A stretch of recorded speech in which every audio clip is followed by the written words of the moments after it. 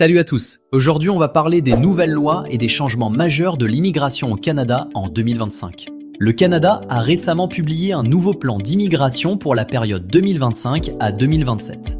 L'objectif principal de ce plan est de mieux équilibrer l'immigration et de réduire la pression sur le logement, les services publics et l'économie. Le gouvernement souhaite notamment réduire la part de résidents temporaires à moins de 5% de la population d'ici 2027. Concrètement, cela signifie moins de permis délivrés, surtout pour les étudiants internationaux et les travailleurs temporaires. Justement, l'un des changements les plus marquants en 2025 concerne les étudiants internationaux.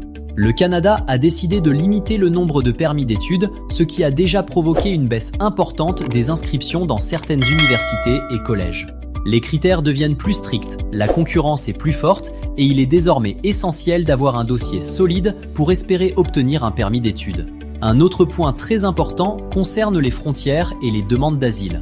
Le gouvernement canadien travaille sur une loi connue sous le nom de Bill C-12, aussi appelée Strong Borders Act. Cette loi vise à renforcer les contrôles aux frontières et à modifier la manière dont les demandes d'asile sont traitées. Certains droits des demandeurs d'asile pourraient être restreints et les procédures deviennent plus encadrées et plus rapides. Il y a aussi du changement du côté de la citoyenneté canadienne.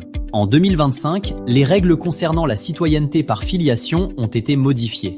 Dans certaines conditions, les enfants nés à l'étranger de parents citoyens canadiens peuvent désormais avoir plus facilement accès à la citoyenneté. C'est une évolution importante pour les familles concernées. Alors, qu'est-ce que tout cela signifie concrètement pour vous ? D'abord, il faut s'attendre à plus de compétition pour les permis d'études et de travail. Ensuite, certaines catégories de visas deviennent plus strictes et plus sélectives.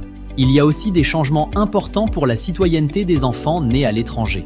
Enfin, le Canada donne davantage de priorité aux personnes qui sont déjà sur son territoire, notamment celles qui travaillent ou étudient légalement au pays.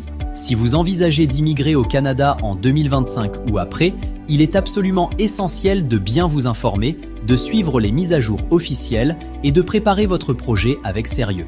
Voilà pour les nouvelles règles majeures de l'immigration au Canada en 2025.